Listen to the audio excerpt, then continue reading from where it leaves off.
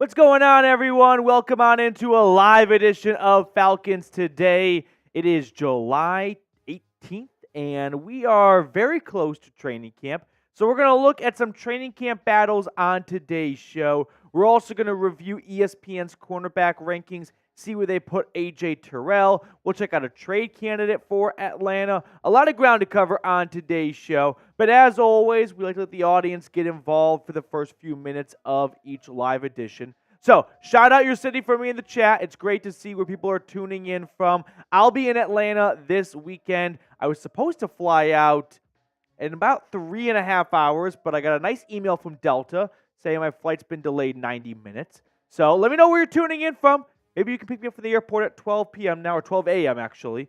I've got Randy tuning in from Georgia. Archangel is in College Park. You could definitely give me a ride, Archangel. Russell B is in Savannah, Georgia.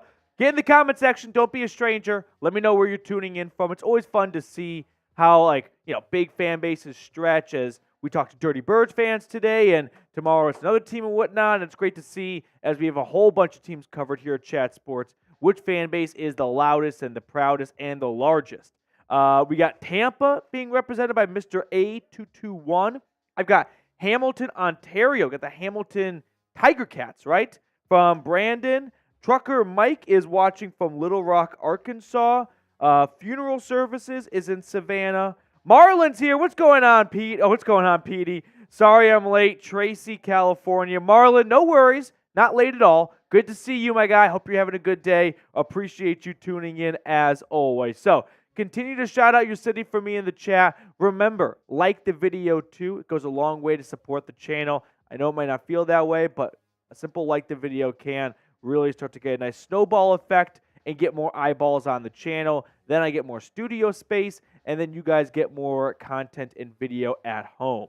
Emrod is watching from Dallas. I've got Willie Butler in Macon, Georgia. Good to see you, Willie. Appreciate you for tuning in.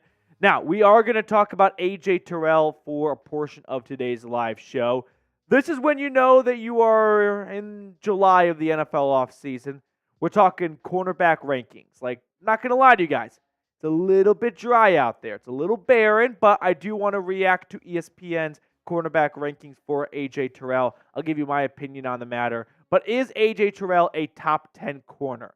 Give me a yes or no in the comment section. We love to do this as sports fans. We love to debate two things: GOATs and top 10. And the funny thing about both of those is, even if you're not the GOAT, it's almost as if you're viewed as not being good then because you're not number one, which is really silly of us to do. I know as a country and as a society, we always strive to be number one. If you ain't first, you're last. Ricky Bobby mentality. But the reality is, you can be second, as Ricky Bobby's dad said. It's okay if you're not the number 1 or 2 or 3 at a position. You can still be a really good football player and just accept and understand that these are the best players in the world. And it's not easy to be at the absolute top of the mountain. So for AJ Terrell, it's okay if it's not number 1 or top 10. I think we probably lose too much sleep over these types of arguments, because the alternative is perceived as, well, then you suck. No, you can still be really, really good, really good, and still not be the ranking number that coaches assign to you. My 2 cents. If Tom Brady's the GOAT quarterback, does that mean Peyton Manning sucks? No. No.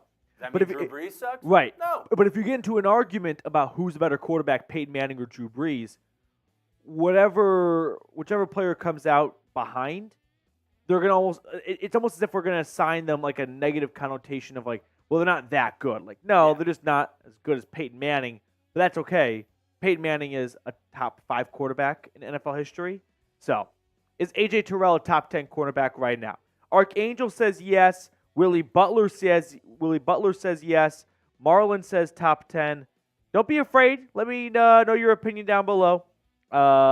James is watching from Vance, South Carolina. Appreciate you, James, for tuning in all the way in the Palmetto State. Don't be afraid to get a shout-out going by getting active in the comments section. Now, we're going to have a mailbag at the end of today's show, So start peppering your questions in right now. Hashtag Falcons or Super Chat. If you Super Chat, you skip the line. We throw your question, your take, your idea on screen for everyone watching. Or go hashtag Falcons in the chat, and producer Reed will pick his favorite questions for our mailbag. So get those questions in early and often. I know Archangel's going to get a question in. I want to see a question from a couple of new faces. Brandon from Hamilton, Ontario. Let's get a question in from you. And then I'm going to put Willie on the spotlight too. Willie, let's get a question in from yourself as well. So, Archangel, appreciate you for always being a legend in the comment section. But let's get some questions going here so we can have a fun, lively mailbag later on in today's show. And we did this last live show. If we get a good trivia question for Petey. Yeah, I do love my trivia. Petey is probably one of the best trivia people I have ever met.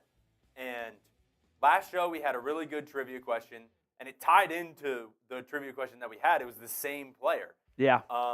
So if you have a good trivia question that is hard to look up, you can't just look it up right. and just know. But like a good one where it's like it's gonna make him think. We'll put that on the mailbag and we'll shout you out. My only request is don't make my age so obvious, make me look dumb. Like, hand up, I'm probably not gonna get a lot of Falcons '80s trivia questions. It's just probably not in the cards unless it's a very famous player. Unless you throw a Steve Bartkowski at me, I'm just not gonna know running backs from the early '80s. That's just probably not up my avenue. But we got a question coming in from Draven. What is the Falcons record prediction for you, PD, this year? Draven, put hashtag Falcons in that question, and we can include it in our mailbag. But my answer to your question right now is I'm feeling 10-7. I'm feeling 10-7. I like that. And here's why. Warren Sharp puts out a really good strength of schedule predictor every year. And he doesn't base his strength of schedule based off of last year's win percentage because teams change so much from year to year. He puts his strength of schedule based on the opponent's Vegas win total projection. And for the Atlanta Falcons, they have the number one easiest strength of schedule by a mile. A huge disparity between 1 and 2 compared to 32 and 31 on the other end of the spectrum. Now, why am I telling you guys this? Because in Warren Sharp's model, if you are 1 through 16 or in the green, right, in the upper half of strength of schedule on the easier side, and Vegas is projecting you to have an above 500 record, which the Vegas win total for the Falcons is at 9.5. If you have an easy schedule and Vegas thinks you're going to be an above 500 football team, the over on the win total is 100%. It's a ridiculous percentage. Yeah. So those two things together, I'm smelling a 10-7 season for the Falcons this year. And guys, tomorrow we have off. It's a Chat Sports holiday. Yeah. So technically, today is our Friday, which means I have a deal for you guys. Oh, Reed's making deals. I'm making deals. If we get $50 in Super Chats. As a total. Combined, total. Yeah, total. I will shotgun a beer. Reed shotgun a beer for a $50 Super Chat or just $50 total in Super Chats throughout the course of the show to get the new guy onto the weekend in the good light. I like that. Yeah. Good tone setter for a Chat Sports holiday. Every July we get this random Friday off. It's kind of all right, get ready for training camp in the preseason, kind of reset, enjoy an extra day off because after that 3-day weekend, it is sprint mode until February after the Super Bowl. And then we get right into free agency, then the draft, and then we're back to where we are right now. All right, with that being said, Marlon, appreciate your question. The hashtag Falcons part, though, that's not a suggestion. It's more of a demand because our software does not pull anything from the comment section that does not have hashtag Falcons in it. So you really do have to have hashtag Falcons. Otherwise, there's no way for Reed to get those questions onto the screen. So Marlon and everyone else that puts a question in, please put in hashtag Falcons. I love these, though, from Tony Wright. 10-7, the Atlanta Falcons are going to win more games than that. Tony, I do love your optimism and more the mentality you have of, hey, this guy says my team's not going to be better. Fuck you. Like, we all have that mindset as sports fans. I will add that last year for my schedule prediction video, I started off 8-0 looking back at it. Got the first 8 games correct. Yeah. Win, loss, win, loss, win, loss. So I like to think I know what I'm doing. I also correctly predicted their overall record. I just didn't get every single game correct along the path. But I did start off 8-0. So I will use that in my defense.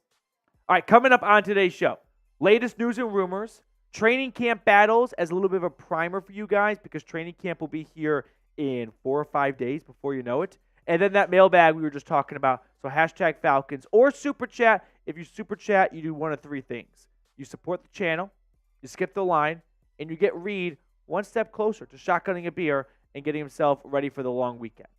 All right. And Marlon, you're so close. Don't put a space after the hashtag Falcons. Sandwich that bad boy. Hashtag and Falcons. And we have 50 people watching. If we get 50 likes, Oh, I like this. I'll crack open a beer. There we go. And we'll start sipping. We'll start the weekend a little bit early. Yeah, there We're we at go. 14 likes right now. If we get to 50 before we start, we have to get You're to just 50 dipping your before we toes in the start. water. That's I'm all. just we're at 15 likes right now. If we get to 50, we got 50 people watching. It can be done. Mathematically, it can be done. I'll crack open a beer. We'll have some fun, and we'll get into some Falcons news. Okay, let's get into our first segment on today's live show, the News and Rumors Roundup. We're going to talk AJ Terrell. We got a trade. Yeah, do we have a trade? I think we have a trade. Maybe we don't have a trade. Yeah, we got a trade. Oh, I remember now. We got a trade. And then we'll get into the rest of today's show. Marlon, you did it. You fucking did it, man. I love it. You did it, Lisa. I used to watch this show called The Circle on Netflix. I wouldn't recommend it, but if someone else was watching it, I would definitely want to talk to them about that show. And there's like this iconic moment in the show where like it's a real life like reality show based on social media. It's really bad, honestly. And there's a moment where like 2 contestants get eliminated, but instead of getting eliminated, they get to actually join forces in secrecy. And this guy, it's like an old woman, like a young dude. He like walks in, they find out what happened. He's like, "You did it, Lisa. We fucking did it, Lisa." And I always say that now. Okay. Let's get into a live edition of Falcons Today.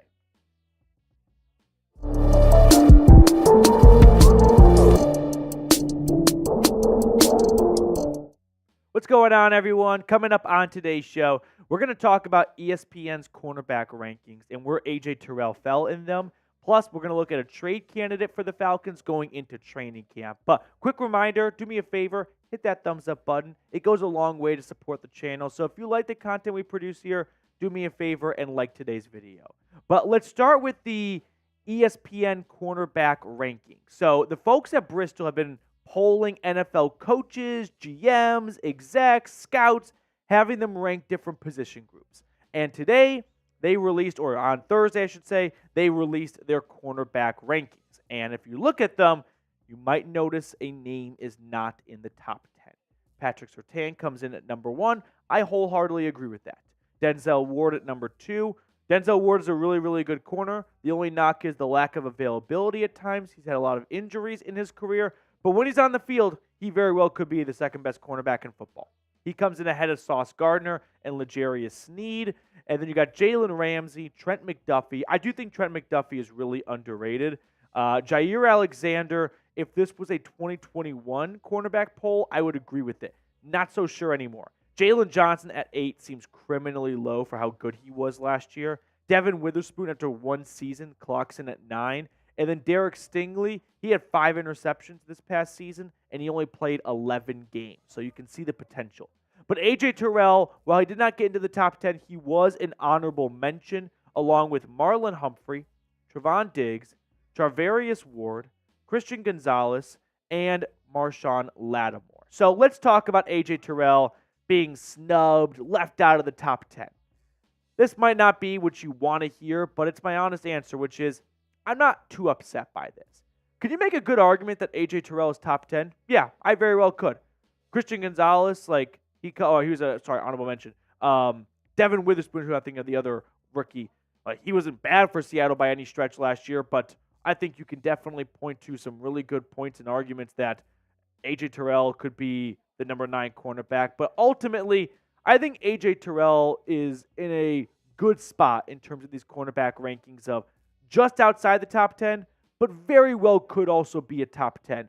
We're kind of splitting hairs between 8, 9, 10, 11, and 12. Now, when you look at Terrell's stats over the last 4 seasons, I think you can see why coaches, execs, GMs that are in the AFC and don't interact with the Falcons very much might look at Terrell's stats and just kind of rush to a conclusion and go, oh yeah, 4 interceptions the first 2 years, no picks the last 2 years. Oh, AJ Terrell's kind of fallen off a little bit, it looks like. Yeah, we'll leave him just outside the top 10. I can see how someone gets to that, endpoint, but I think that's a lazy path, and I'm going to tell you why. First, let's look at AJ Terrell's stats a little bit closer. The first 2 years compared to the last 2 years, where he goes from 4 interceptions, 23 pass breakups, 4 forced fumbles to 0 interceptions, 20 pass breakups, 0 forced fumbles. Where are the big playmaking plays? Well, they're not there because the ball's not coming to his half of the field.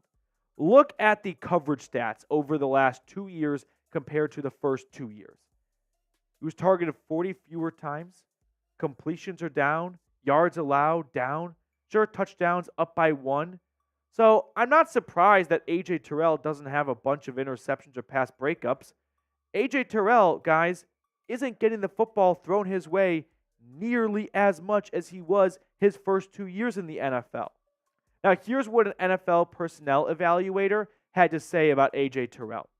I love the player, the size, and coverage ability, but where's the ball production? Well, dude, where's the ball production? The ball is on the other half of the field. The ball is going to Jeff Okudah.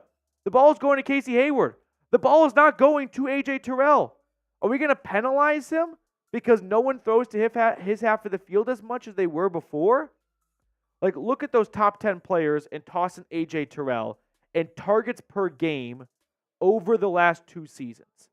AJ Terrell clocks in at 5th, tied for 3rd with Denzel Ward and Jair Alexander with 5 targets per game. Right in the neighborhood of Pat Surtain, Jalen Ramsey, Trent McDuffie. I'm not saying AJ Terrell deserves to be a top 3 cornerback in the league, but I think it's a bit shallow and quick-minded to go, oh, I don't see any interceptions. Guy's not a good corner. No, he can be a very good corner. He can be a top 10 corner. But he's not going to get a lot of opportunities to make game-changing plays if he doesn't get the ball thrown his way because he locks down his wide receivers. To me, that does not seem like a fair thing to use to argue against AJ Terrell. No interceptions? Oh, sorry, he should leave guys open more so quarterbacks throw his way more often? Can't have it both ways. You can't ask him to be a good lockdown corner and then get upset when he doesn't get a lot of interceptions because he doesn't let his guys get open and quarterbacks don't throw his way. Now, can he still make good plays on the ball when the ball does come his way? Yeah, absolutely. And I think that's probably why he's not a top 5 cornerback in the league. But I definitely think you can make a solid argument for him being in that 8 to 12 range. So I'm excited for AJ Terrell this upcoming season. A little bit nervous about him switching from the defenses he's been primarily in, which was a man defense, into a Raheem Morris zone defense because he's not the greatest tackler in the world, and it's going to be a dramatic change if they truly do go from what the Falcons did last year to what the Rams did last year. But ultimately, I think AJ Terrell, 8 to 12, is a very good range for him in terms of the cornerback rankings. So I'll turn it over to you. Is AJ Terrell a top 10 corner? I think if you had all the cornerbacks drafted right now, redrafted, toss out contracts and all that stuff, I think Terrell would be one of the first 10 to go. I do believe that. So I'd say Y for yes.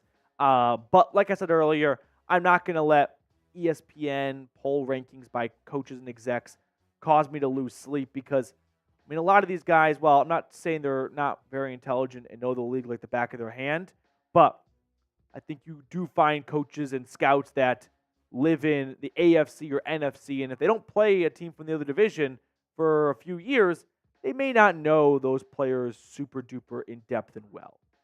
All right, let's switch gears and talk about a trade candidate for the Falcons now. So, Bleacher Report put out an article where they ran through some trade candidates going into training camp, and one of the trade candidates they included was Falcons backup quarterback Taylor Heinicke. Now, some context here. Taylor Heinicke took a pay cut this offseason to stay with Atlanta. Falcons signed Kirk Cousins, and at the time they were probably thinking of drafting a quarterback like Michael Penix. So you can quickly see how a guy like Heinicke could get pushed out. But ultimately, he was willing to take a pay cut. The Falcons, I guess, were on board to keep him for another season, at least at the time. And now we are wondering if he does have a roster spot when you factor in the Michael Penix draft pick. I'm all for trading Heinicke. I'm sorry that the hometown kid did not work out in a homecoming. It would have been awesome. I thought he had the potential to be the next Ryan Fitzmagic, where you don't want to start him at the beginning of the season, but have him come in off the bench in week 3 and he could go on a long run. But it didn't work out at all last year in Atlanta. And I don't think it was one of those things where you chalk it up to coaching. The quarterbacks were just inaccurate or just not on time with the football, or worse yet, not smart and cautious with the football, and there were turnovers all over the place. So listen, if a team wants to call and give the Falcons a 5th-round draft pick, I'm in.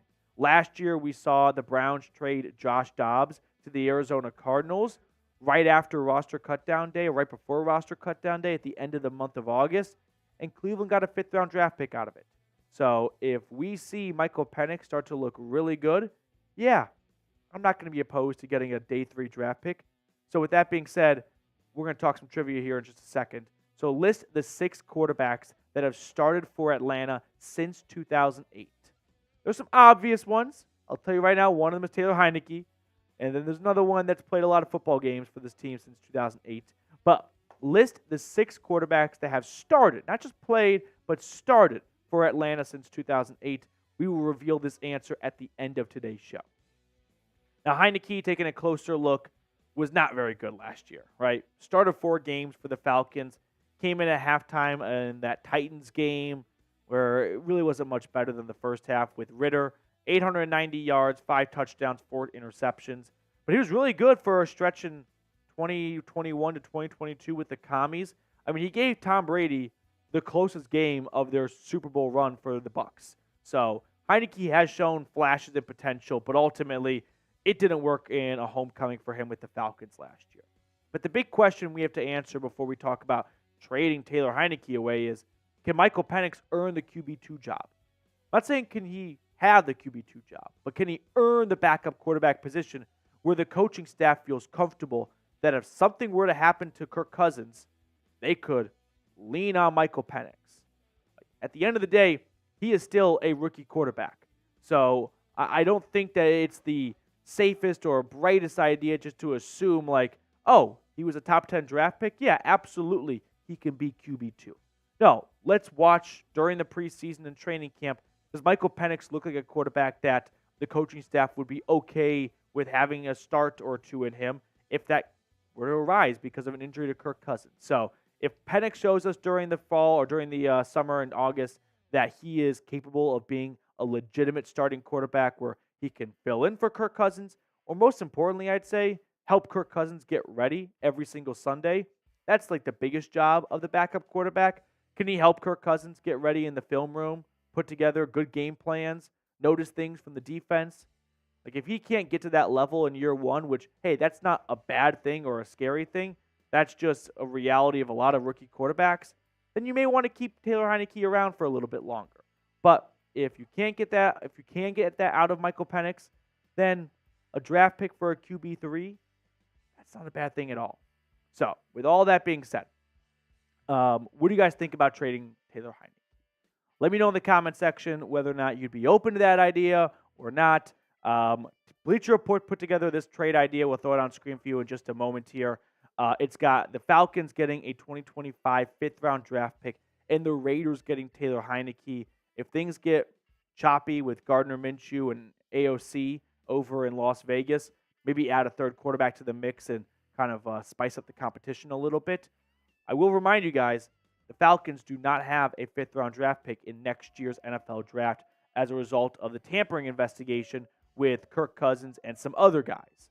I'll also add this fun fact for you, though, just to kind of give you more of a clearer picture on the role and the importance of a good backup quarterback.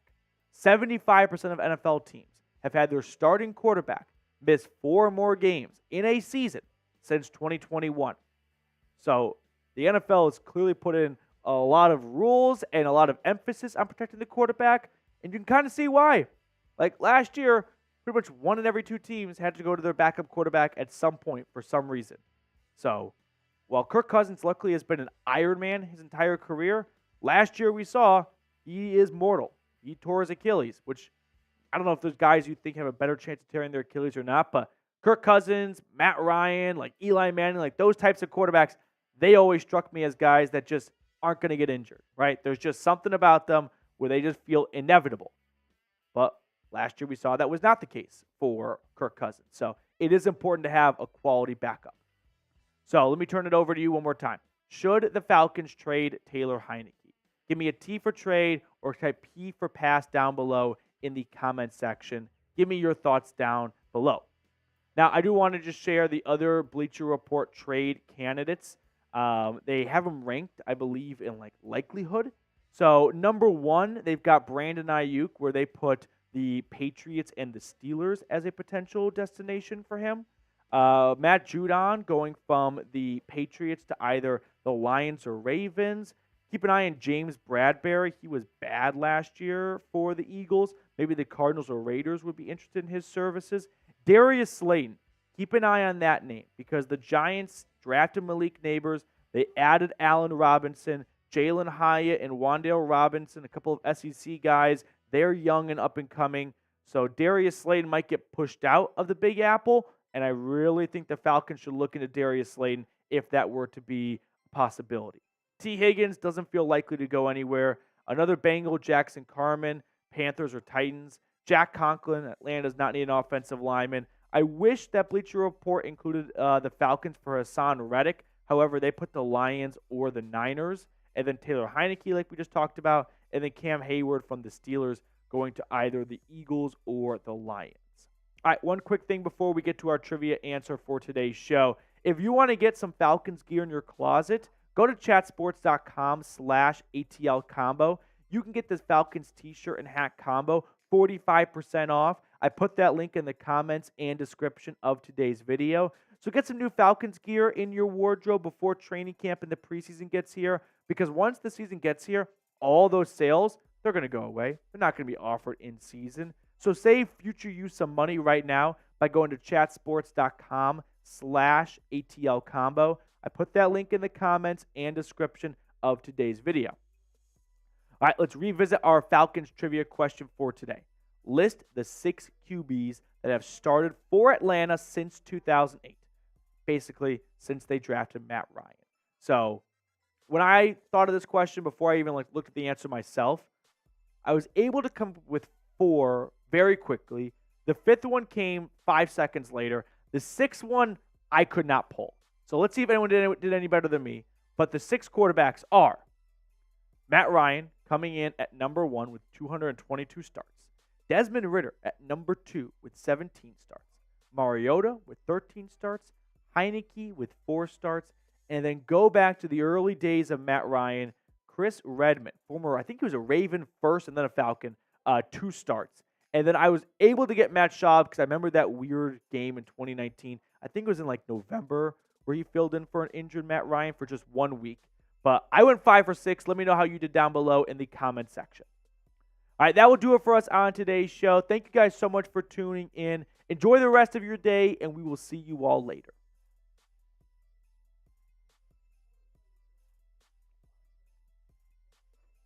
All right, so who got it right? I'm looking at Jamal D. Matt Schaub, Mariota, Heinicke, Ridder, Ryan. That's the 5 I got to as well. Immediately, I was like, okay, Matt Ryan, Ridder, Mariota, Heinicke. And I was like, oh, Schaub was the guy that filled in 5 years ago for Ryan. But I can't remember who his 6 would have been. Because I was like, I know Matt Ryan did not miss a game. I just was in my head spitballing 2012 until that Matt Schaub one game. I was like, I'm pretty sure he missed a game or 2 in his second year. And then I was like forced to the reality of I'm not going to remember who filled in for him. So, Atticus Forbes, he said, my dad's birthday is tomorrow. Can you say happy birthday? Absolutely. Atticus, or I should say maybe Mr. Forbes, happy birthday to you. Thank you so much for raising a great son or a great daughter because they are a Falcons fan, and that's awesome to see. So happy birthday to Mr. Forbes. Thank you so much for being a fan or having a child that's a fan of the channel. Go Dirty Birds, go Falcons, and happy birthday. Okay. So who got it right? Jason Greenway's here and Grand Limousine. We got some usual suspects in the chat. Trucker Mike, Matt Ryan, Mariota, Ritter, Heinicke, Schaub. We all came to the same conclusion. Everyone was like, I've got 5. Everyone should got 4. If you don't remember Schaub, that's okay. It was one game. But Redman Trucker, is that who got it? Let's see. Grand Limousine was tossing a lot of names in there. I think Grand Limousine went pre-2008 for some of these. I see Joey Harrington. And I see Mike Vick. That's probably the biggest tell. Okay. Do you guys like the trivia questions? Ty Man, good to see you. Ty Man the Buckeye, he is a legend at Chat Sports. But I must say, lately I feel like I've been Ty Man's doghouse. He used to be first in the chat every single day. Now, I'm lucky if I even see Ty Man once or twice a day. I want to know what I did, Ty Man. What did PD do to Ty Man? Okay. Are we ready to... My offer still stands. We're at yeah. 28 likes. If we get to 50 likes, I'll crack open a beer and we'll get started on this live show. And if we reach $50 total in Super Chats, Reed is going to shotgun a beer as well. All right. Happy birthday to Mr. Forbes indeed. Should we talk training camp battles? Are we all about it? So. Marlon going with Chris Miller. I'm sorry, Marlon. Decent guess. Okay, let's talk training camp battle. So Falcons training camp is going to open up, I think it is Tuesday. It's going to be here soon. I mean, a handful of teams have already started with either rookies reporting or rookies and veterans reporting. So the ball is like underway. We've got training camp here pretty much. I am going to remind everyone, and I say this every single time. Okay, Ty Man, if you've been busy, no problem. I just want to make sure I didn't piss you off because you mean a lot to us here at Chat Sports. One of the longest viewers. Football is not back this next week. I want to remind everyone and warn everyone not to fall for the trap of that one tweet that's going to be coming out in a few weeks from now where it says, today is the last day without a football game every single weekend until the Super Bowl.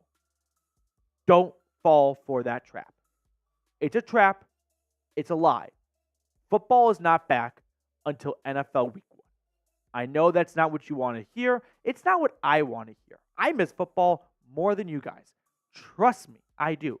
You want to know how I know that? Because we're talking about trading Taylor frickin' Heinicke on today's show. Like, believe me, I want football to be back more than you guys do. But remember, the preseason is the greatest case of blue balls known to mankind. It is not legitimate football. It's fun because it's something that we haven't had in a long time. But make no mistake, and I know this because we all watch all the other teams play their regular season games. I'll watch every single primetime game no matter who's playing. But we don't do that for preseason. And I know that's the proof of the pudding of football not being back. That is my TED Talk. Every single year, you're going to see just a bunch of cliche tweets about football is back. It ain't back. It's not. Because then the first preseason game comes around and you're like, okay, can we fast forward to the real thing now? Like, I'm already kind of bored. It's the third quarter. All the UDFAs are in. You know, good for them. Maybe one of them sneaks onto the roster, but even then they never play in the regular season. Can we fast forward to the good part? I am excited. There are some fun storylines to watch for team to team, like a rookie quarterback. You're going to want to watch him. But the issue is when that rookie quarterback gets out of the game, you're no longer interested. In the regular season, you are interested all 4 quarters. All right, let's get into some training camp battles.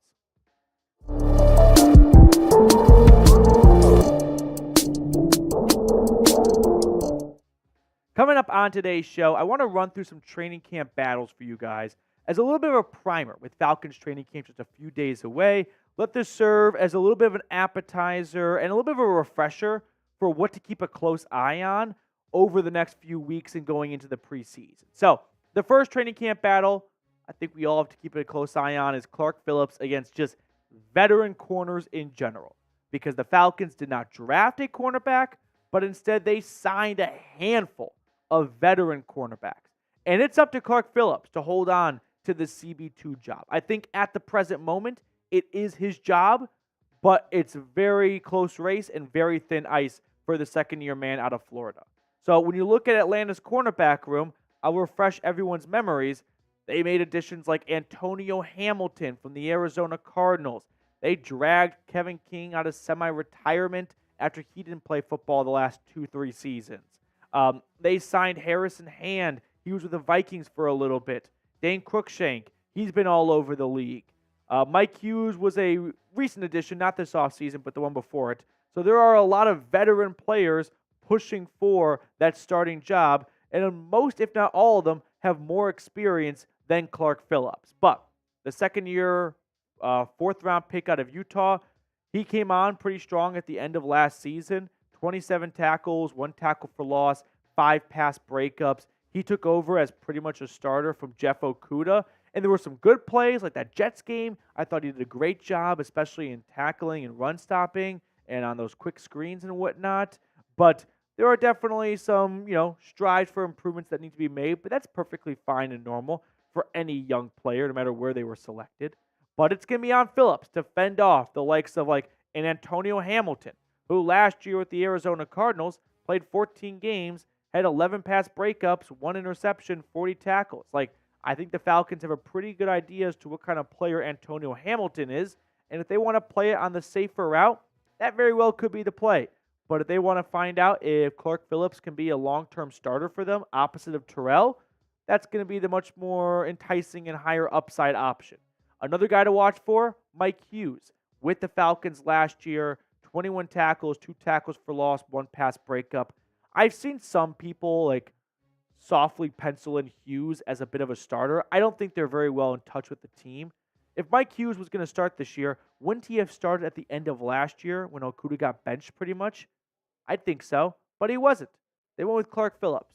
So I think it's Clark Phillips' job to lose, and I think he's going to win that job. I think he has it at the moment, and I think he's going to hold on to it. And I'm really excited for Clark Phillips.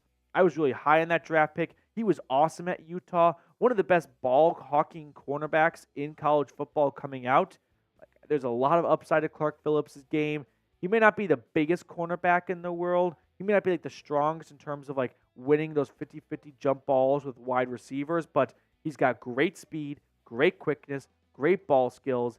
If he shore up his tackling over the offseason, this guy's going to have a really high ceiling this year. All right, before we get on to the next training camp battle, with training camp being just a few short days away, make sure to subscribe so you can lock yourself in for Falcons training camp news, injury updates, highlights, rumors, all that good stuff. Football is almost here. Almost here. So don't be in the dark. Join nearly 23,000 subscribers strong. Second training camp battle I'm watching for is the outside linebacker role opposite of Arnold Ebiketie. Bralen Trice against Lorenzo Carter. So let's peek at the Falcons linebacker room, which is a really interesting room because it's got a lot of talent in some places and then some question marks and some bets and wagers being made in other spots. But I think we've got Arnold Ebiketie safely penciled in as a starting outside linebacker replacing Bud Dupree. And then you got Caden Ellis, Nate Landman, and Troy Andersen all kind of fighting for 2 starting inside linebacker jobs. And then you got Lorenzo Carter. And that's where you might see Bralen Trice push for a starting gig. Now, Lorenzo Carter, who went to Georgia, then went to the Giants, didn't really work out too well in New York, came back to the Peach State. His first year with the Falcons, 58 tackles, 6 tackles for loss, 4 sacks. Really encouraging and positive stuff.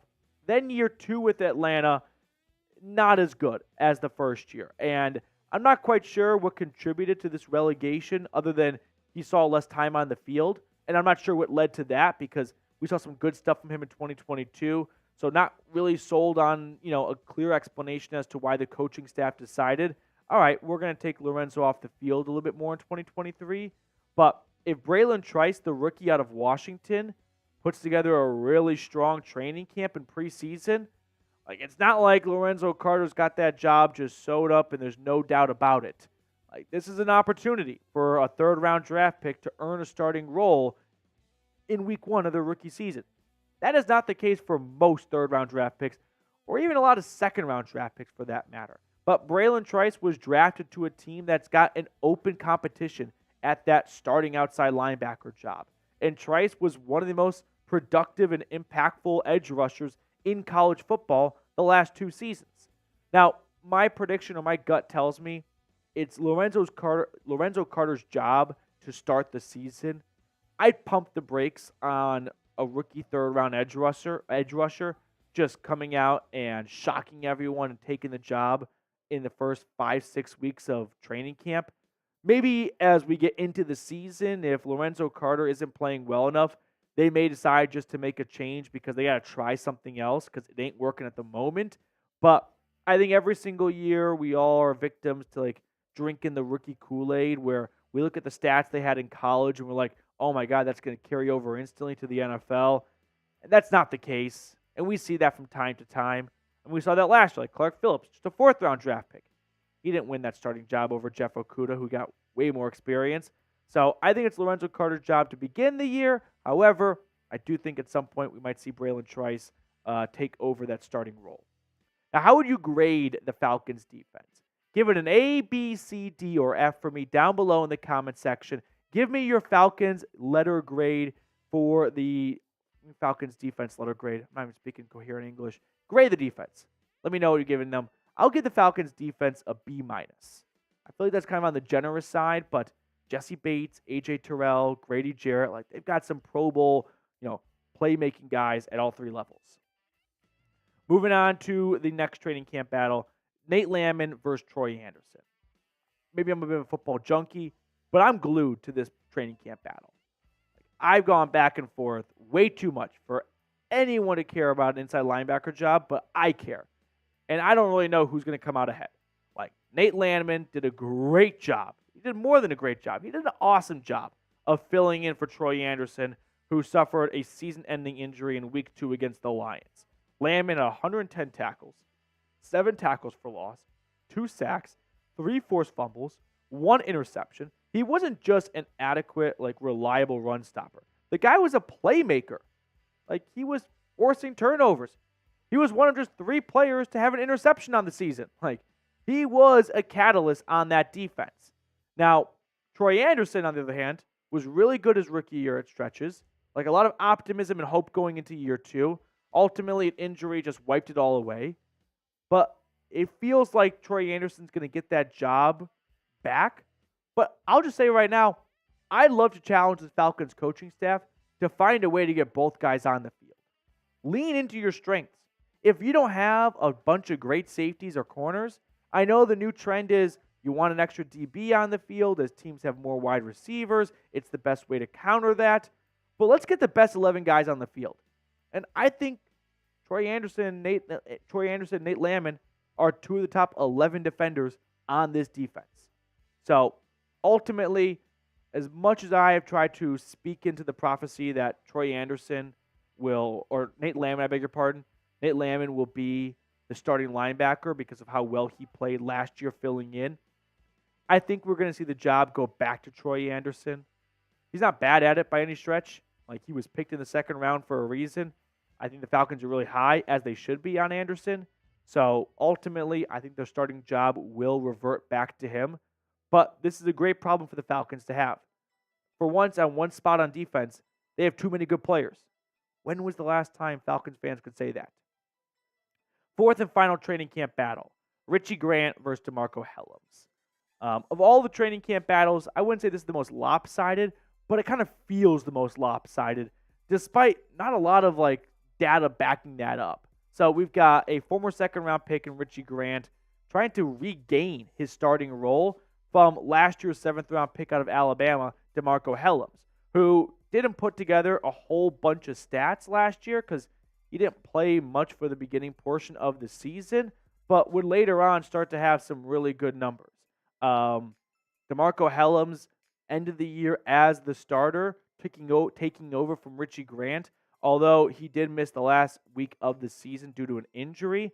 But look at the snap counts for the last 4 weeks of the season between Grant and Hellams. And you can see how Grant's numbers start to go down and Hellams becomes an every game, every play starter for them up until suffering a week 17 injury against the Bears. I think we're going to see DeMarco Hellams win that starting role. We may very well see a lot of 3 safety looks, but this kind of ties back into my last point. What's a better duo? Richie Grant and DeMarco Hellams or Nate Landman and Troy Andersen? I'd rather see more of those 2 linebackers on the field than both of those safeties on the field.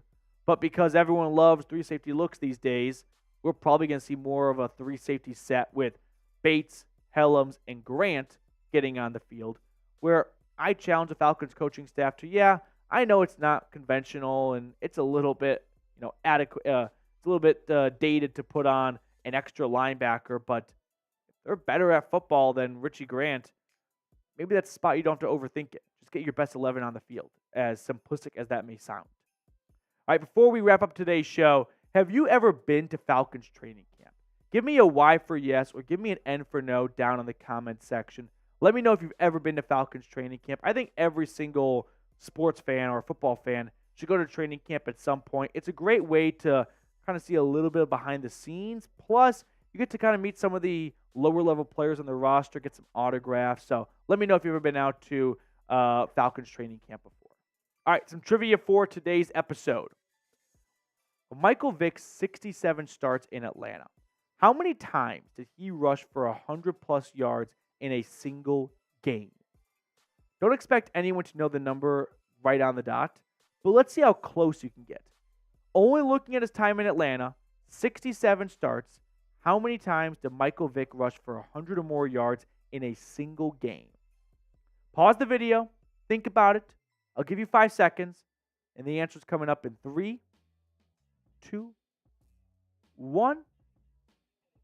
Michael Vick for the Atlanta Falcons in 67 starts rushed for over 100 yards 8 times. I don't know about you, but I felt like or thought the number would be bigger than that. And then I compared that to the NFL history books of quarterbacks who have rushed for over 100 yards in a single game. I'll just read you off the numbers right now because I've got it written down here.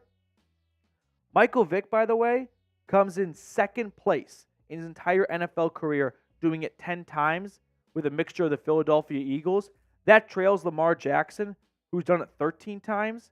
In third place, by the way, Justin Fields with 5. In fourth, Russell Wilson doing it 4 times. So it may not feel like a big number, but it's not easy for quarterbacks to get to 100-plus rushing yards. And Vick is second all-time in NFL history, only trailing Lamar Jackson, who I think has played way more games than Michael Vick has at this point in his career. So, kudos to Vick, one of the best rushing quarterbacks, one of the first to really pioneer that position group. We got a super chat rolling in from Grand Limousine. Let's go, Grand Limousine.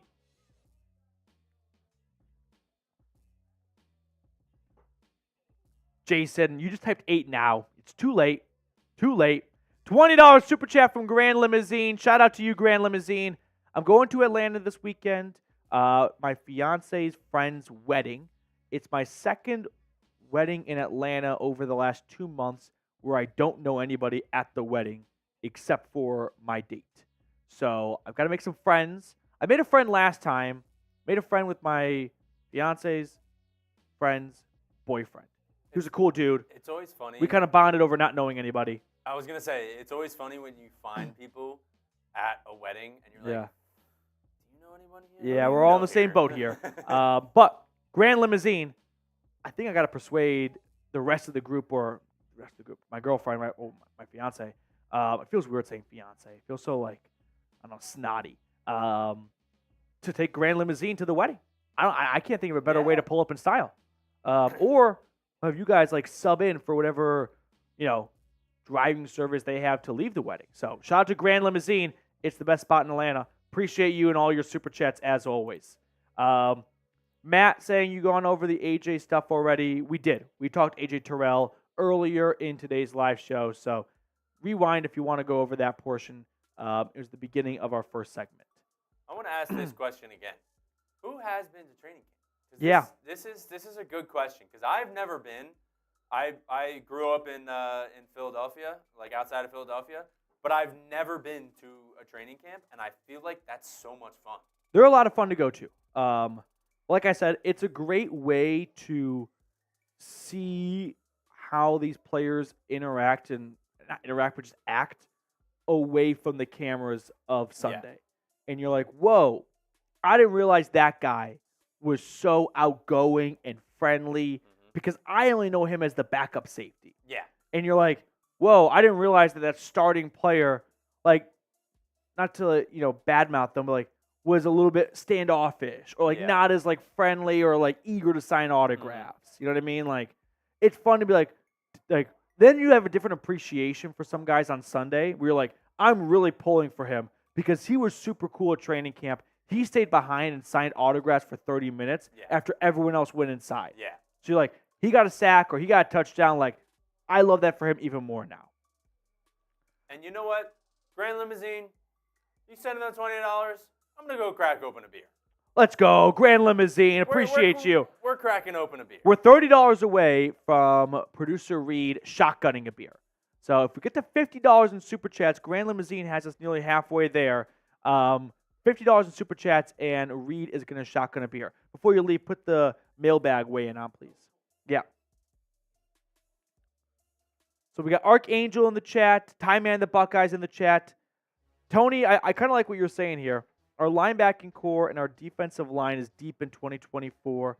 We'll roll 6 deep at 3 to 4 defensive ends, 3 deep at nose tackle, 4 deep at inside linebacker. Tony, I think you're running out of bodies. Like, we can only have 11 guys on the field. I like to see the Falcons try to find a way to get. I'm gonna probably run out of bodies myself here, but like Zach Harrison, David Onyemata, Grady Jarrett, Arnold Ebiketie, Caden Ellis, Troy Andersen, Nate Landman, AJ Terrell, D. Alford, Clark Phillips, Jesse Bates. Maybe take out Alford for DeMarco Helms if you only need 2 corners. But I think those are probably your top 11 guys. So try to find a way to get your best players on the field as much as possible. Even if they are kind of stacked up at 1 or 2 positions, the Falcons defense just needs talent on the field. It really does. It needs to start somewhere from a good place. And getting the best guys on the field, I think, can only help. Jason, I don't hate that idea. Maybe sneak a 12th on. Just test the referee's eyesight a little bit. See if they're paying attention. Okay. We got producer Reed cracking open a cold one. Cheers.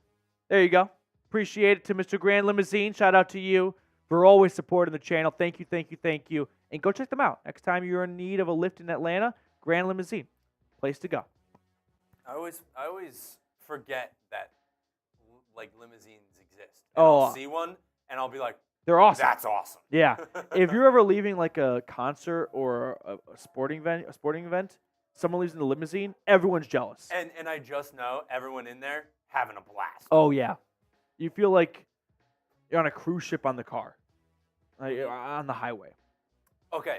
Something that always messes with my head. You know how wide buses are? I know what you're about to say, and I actually gave the same speech to the office about 2 years ago. And everyone in the office laughed at me, and then they slowly started coming to my side. Yeah. But I'll take the words out of your mouth. Yes. It doesn't make sense how a small Honda Civic shares the same space as a school bus that's got a hallway, 2 on each side, and plenty of room. And somehow you can be in a small Honda and touch both windows with both hands, and that occupies the same space of a lane. It doesn't make any sense. It doesn't make any sense. It's a glitch in the matrix. It doesn't act like it doesn't. Because it's not one thing is like taller than the other. No. It's significantly wider. You could lie 2 human beings across a bus. I'm glad you're as mesmerized as I am. Think about like the traveling like Greyhound buses. There's a bathroom. Yeah. A bathroom. And it shares the same space as a tiny little Honda. Doesn't make any sense. No, I agree. I brought this up like 2 years ago. I'm not coding. It's just If you mention that in the office, everyone's gonna laugh and look at me because I gave that same spiel. I saw that too, and I was like, I can't stop thinking about this. RVs, there's a kitchen, and we're supposed to be in the same turn lane. Don't buy it. Don't buy it. Taylor, I like this. Would somebody please super chat PD new cup? I know I've got the Giants cup. Again, it's solely because this goes back like 3 years of my time here at Chat Sports. I'm pulling up my 3-year anniversary, and we've had the same cups.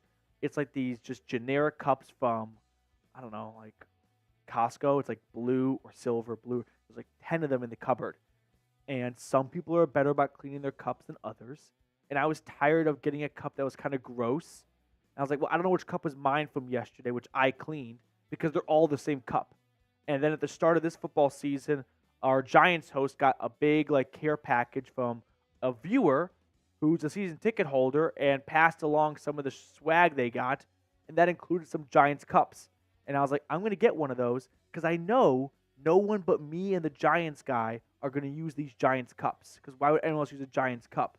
And his Giants cup is a little bit different than mine. So this way, I always get the same cup every single day because I trust myself. I don't trust these absolute filth monsters I work with. So that is why I use the Giants cup.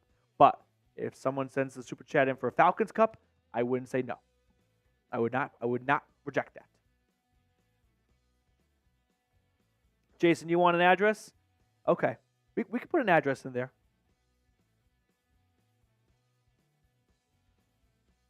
Oh, that doesn't work. Try to enter down. Jason, if you're DM me on Twitter, Jason. Or better yet, just email me. I don't know if my boss would actually like me putting the company address into the YouTube chat. Okay. I also like I can very well just go with my own Falcons cup, but at this point, I kind of enjoy like having one more NFL team in my life. Like, why not have a Giants too? The funny conversations that you get to have every time on live. When people are like, "Why are you drinking out of a Giants cup?" and you can explain every time. Matt. So I know Matt is from Europe because he's talking in meters. So we're talking in witchcraft here. Civics are 1.82 meters wide. A school bus is over 2 meters. One, there should be a monster difference in the length of or the width of those two cars. Two, they should not be able to fit. Like, and the crazy thing is, it's not even that buses fit in the same lane. They've got wiggle room on each side. They're not like over the edges. It doesn't make sense. Okay, we have a mailbag. Are we in a good spot with questions, Mr. Reed? All right, if you think of a question and you want to guarantee it gets on screen, super chat, you'll skip the line immediately. Reed will put you on next. So if anything pops in your head and you're like, oh, I really want to ask this, or I really want to share this idea or trade idea or take whatever it may be, super chat, greatly appreciated, and we'll throw it on for everyone watching. Let's jump into a live mailbag.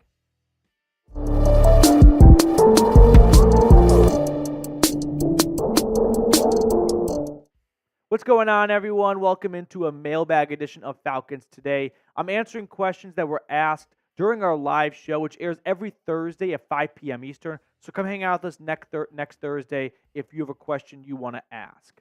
Our first question on today's show comes in from Corey33 asking, should the Falcons trade for James Bradberry?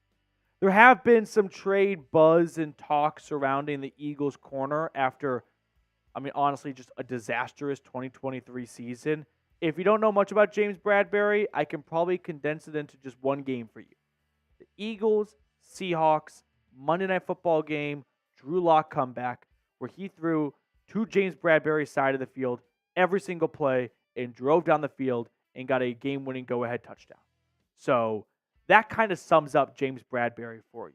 Now, the interesting thing about James Bradberry as we share some of his stats from you guys last year, or you can kind of see what I'm talking about, is James Bradberry has been a seesaw player his entire career. Down 1 year, up the next. Down 1 year, up the next. Like James Bradberry was really good for the Eagles 2 years ago, up until a holding call in the Super Bowl, but he was awesome all season long up until that exact moment. So if you believe that he's due for a big year up, then yeah, this would definitely be a name worth discussing and kicking around a little bit. But ultimately, I think the Falcons are a lot more confident in Clark Phillips than maybe you are, or even a little bit I am, although I am upbeat and confident about Clark Phillips. I think he can do a good job starting, so I don't feel the pressure to trade for a guy like James Bradberry, but if the price is very low, maybe the Falcons want to add some insurance and kind of proven veteran depth at that position, just in case things with Phillips don't go swimmingly well early on. Next question coming in from Mr. Draven De Leon. Who do you see us signing before the start of the season, and what position is needed most? I think the biggest need has to be edge rusher, right? You just kind of go back to the basics of, all right, what are the cornerstone position groups? What positions go earliest in the draft and get the biggest money in free agency? Quarterback, edge rusher, wide receiver, offensive tackle, corner. So they definitely don't need another quarterback. They don't need an offensive tackle. They could use some help at cornerback. They can use some help at wide receiver, but they need some help at edge rusher. Like that to me feels like the one position that comes up more than any other. Now, the issue is I don't think there's many quality edge rushers out there at all, which might kind of deter the Falcons from adding an edge rusher.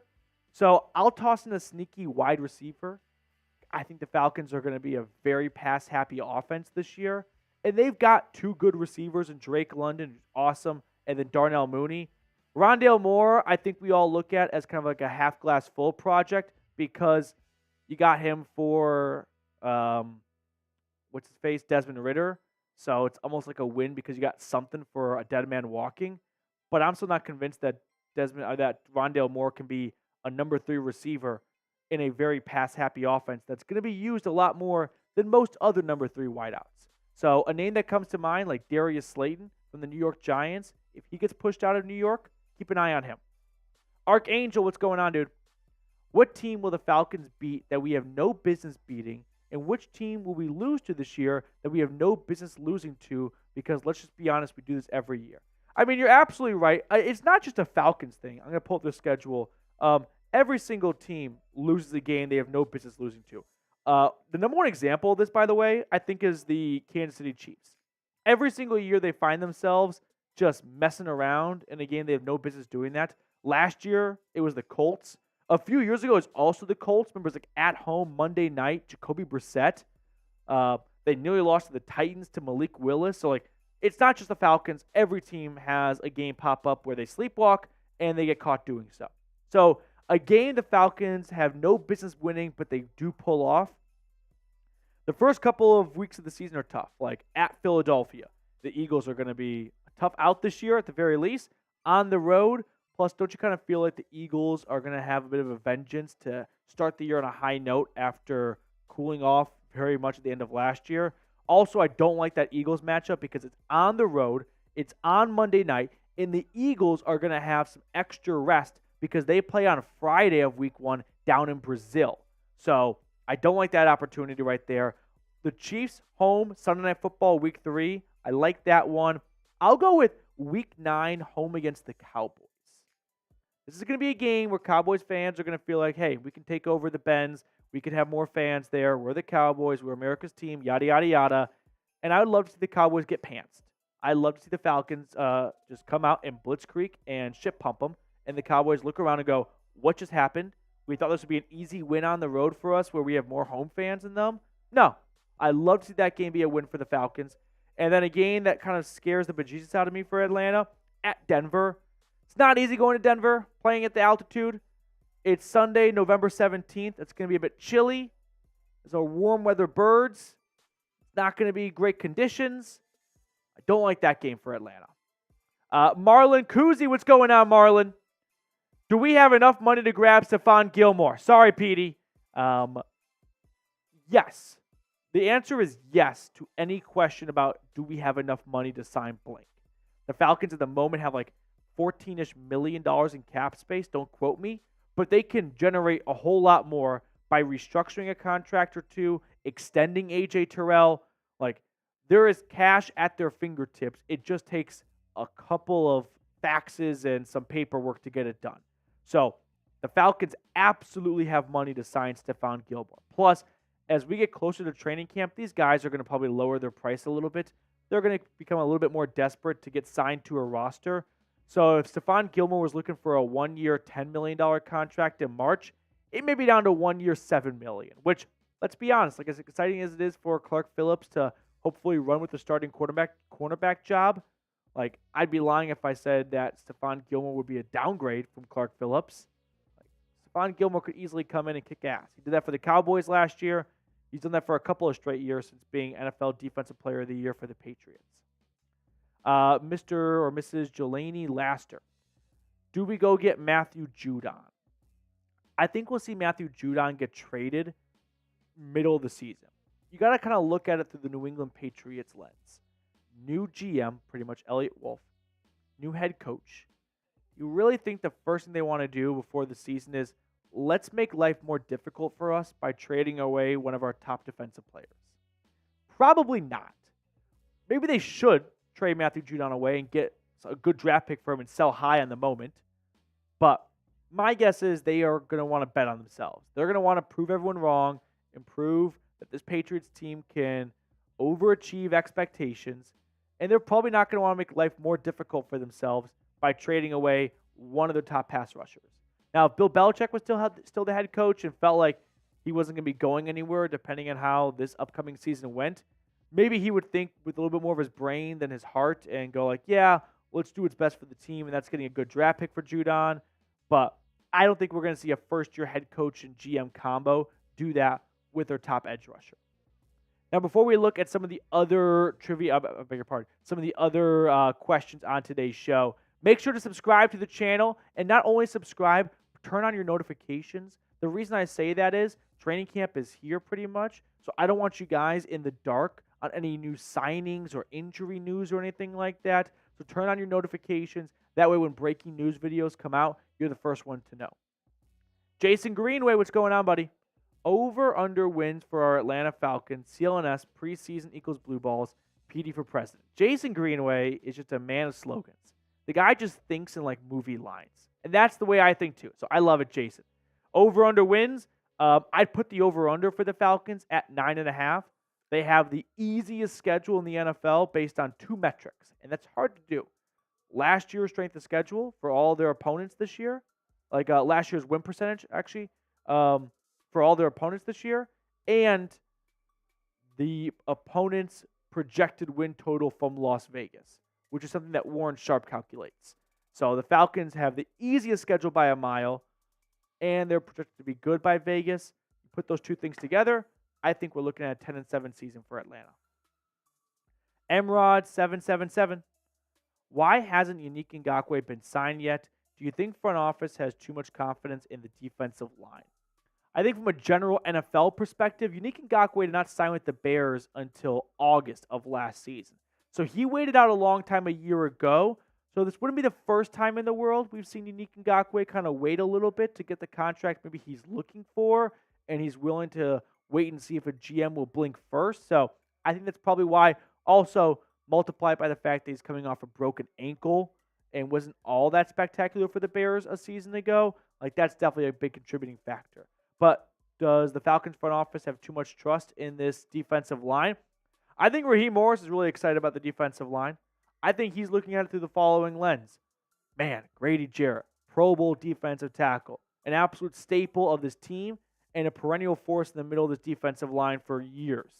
David Onyemata, one of the most underrated run-stopping nose tackles in football and can get after the quarterback. Zach Harrison, young, fast, athletic defensive end from Ohio State 2 years ago.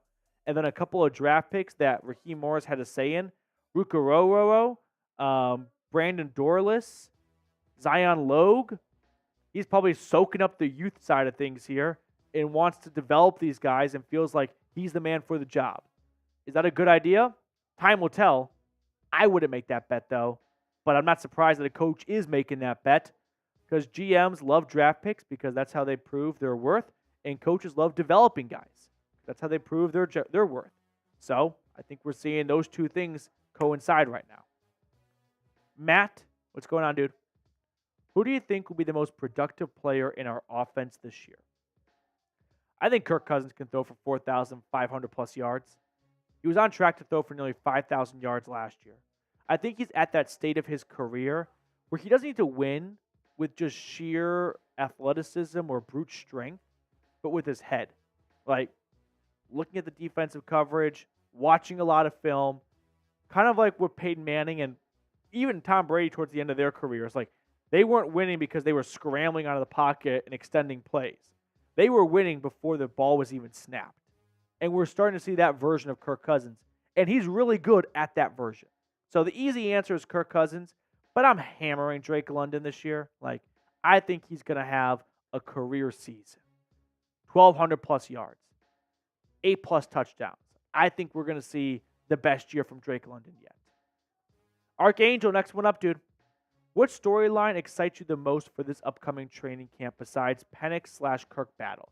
I'm not even too excited for that one because I don't think it's much of a battle. I think it's Kirk Cousins' job to lose. I think it's Kirk Cousins at QB1, and there's no competition to be said. Kirk Cousins was really good in the spring. Michael Penix was a rookie quarterback in the spring. Good days, bad days. That's okay. That's not unique to Michael Penix. Don't get your feels about that. I think this is not a training camp battle at all. Training camp battle that I'm excited for, Lorenzo Carter. I mean, we had 4 of them. We can put them on screen for you guys, actually. We had a whole video that may not have come out by the time you're watching this with 4 of my top training camp battles to watch for. But the 4 that I identified, Archangel, Clark Phillips versus just veteran corners in general. Can Clark Phillips hold on to that CB2 job? Can Bralen Trice push out the veteran Lorenzo Carter for a starting outside linebacker role? Nate Landman versus Troy Andersen. Who gets the starting inside linebacker gig next to Caden Ellis? Is it the incumbent, I guess you call it, Troy Andersen, or the guy who replaced him last year, Nate Landman? And then Richie Grant versus DeMarco Helms for that second safety job opposite of AJ Jesse Bates. I would say I'm most excited for Nate Landman versus Troy Andersen because I think both these guys are starting caliber players. So I'm really excited to see who edges the other one out by a very thin margin, most likely. And can the Falcons coaching staff find a way to get both guys on the field? All right. Corey 33, what's going on, dude? So, yeah, should the Falcons trade for James Bradberry? I'll turn it over to you guys. I don't think the Falcons need to trade for James Bradberry, but I think the Falcons should be interested in acquiring any kind of veteran depth at really important positions, like cornerback and edge rusher. Those are foundational cornerstone spots. So let me know. Should Atlanta trade for James Bradberry? Give me a Y for yes or give me an N for no to wrap up today's video. That will do it for us on our mailbag today. Thank you guys so much for tuning in. Hope you enjoyed it. If you do, like the video, subscribe, and we'll see everyone later.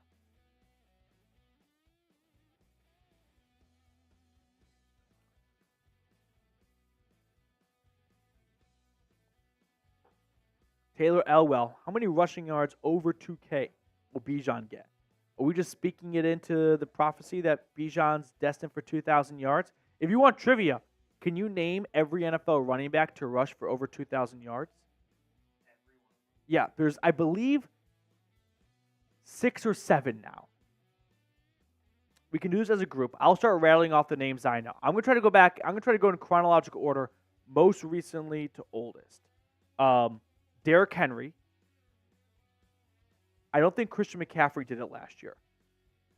No. Derrick Henry. Adrian Peterson.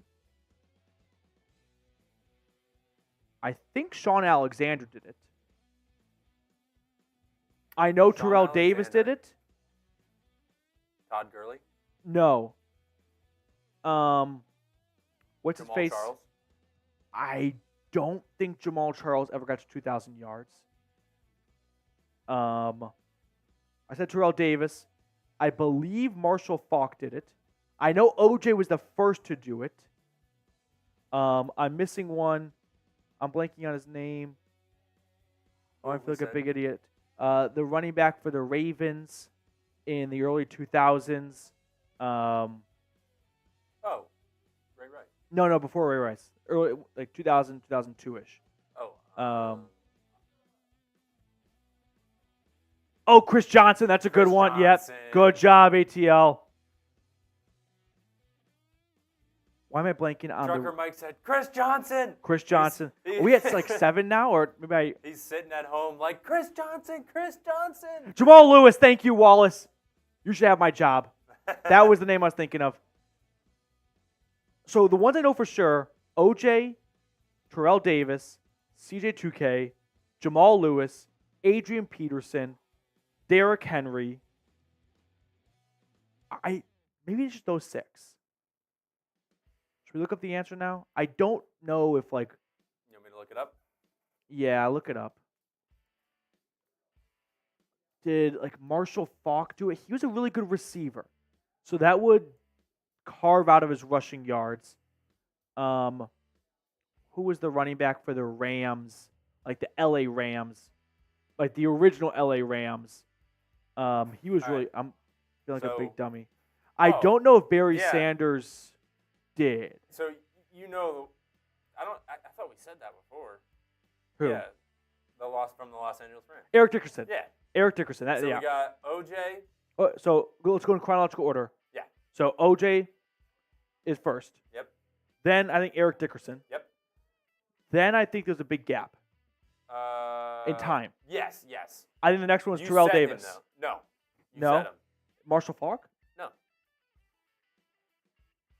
Who? Barry Sanders? Yes. Oh, I didn't realize Barry got there. Okay. Barry Sanders, then Terrell Davis. Then Jamal Lewis. He's the sneaky one. Jamal Lewis is the tough one. And Then CJ2K. Yep. So no Sean Alexander. Then Adrian Peterson. Yep. Then Derrick Henry. Yes. And that's the list. Yes. Okay, yeah. I mean, it's kind of freaky. Just AP and Derrick Henry in the last 15 years. Yep. What year did CJ2K do it? Like 2000. I want to see if you can get this. Adrian Close. Peterson did it in Close. 2012, and he would have done it before Adrian Peterson. So 2010? No, you're 1 year off. 2008. Does- I mean 2009. Oh, 2009. Okay. Emmitt Smith, no. Do you know what year Derrick Henry did it? Derrick Henry did it, I think, twice. 2021? 2020. 2020? Okay. I thought he got there twice, too, but maybe not.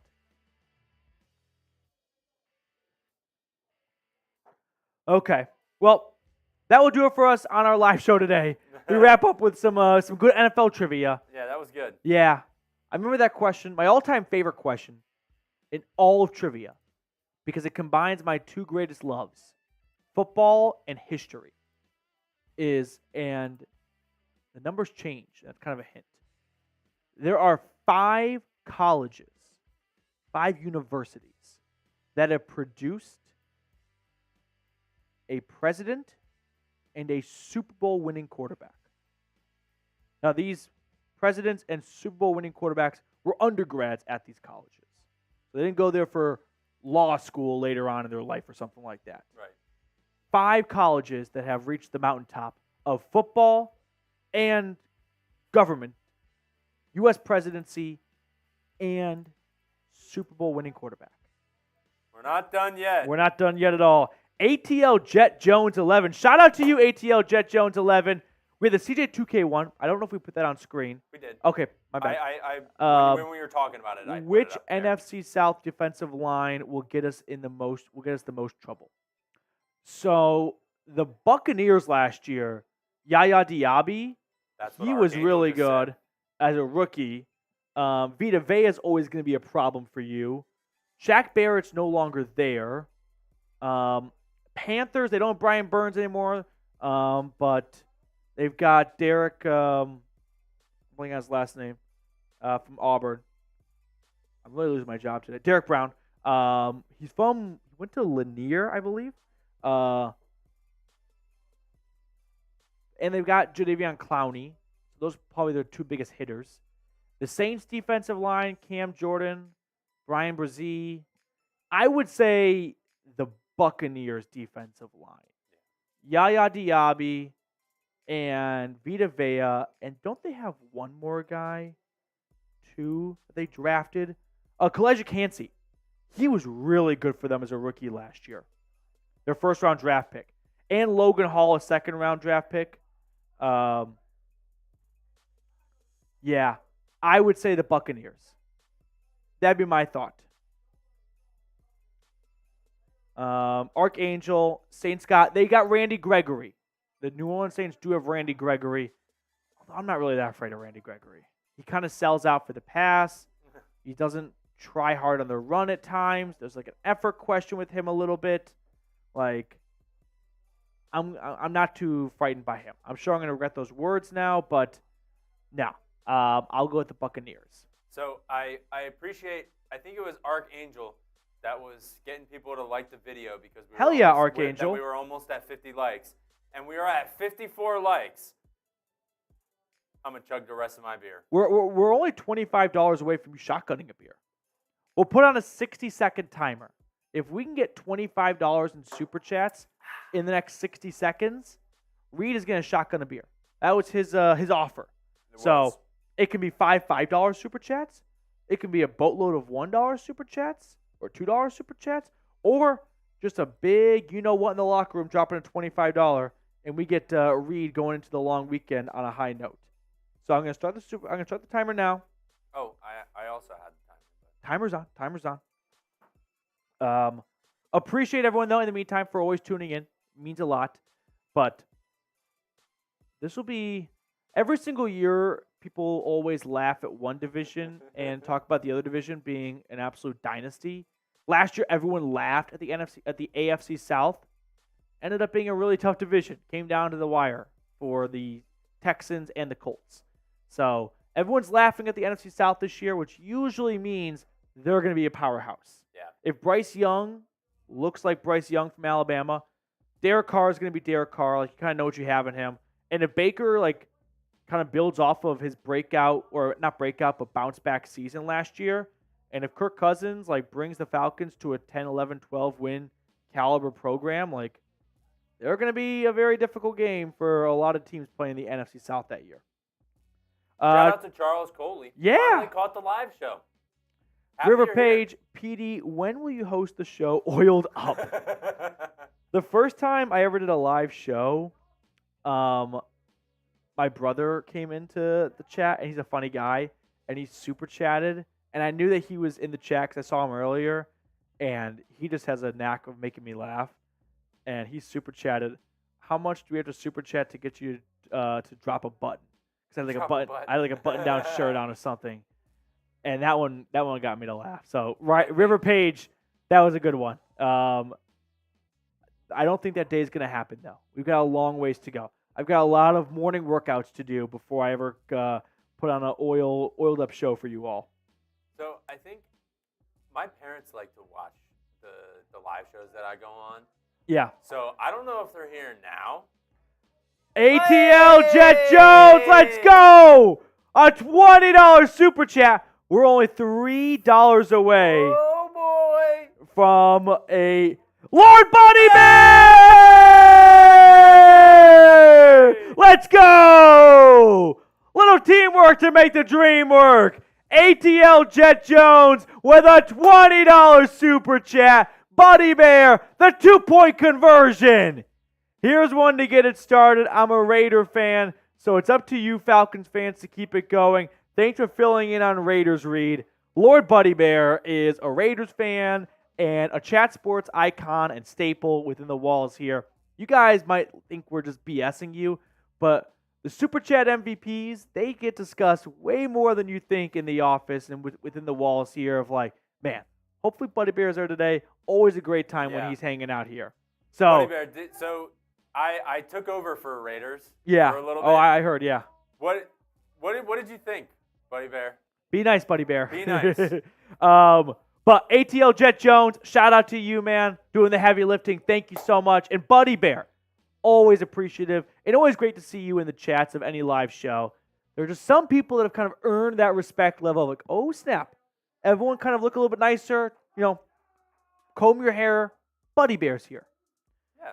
All right. All right. Well, I gotta go get a beer. Yeah. Live up to the billing. I'll be right back. All right. Reed's gonna go get a beer, and then we'll have him shotgun, and then I gotta get going because I got a flight to catch, and I'm already kind of running a little bit late, but hopefully, although my flight got delayed, but I don't know about you guys, I'm addicted to tracking flights and figuring out the cause of my delay.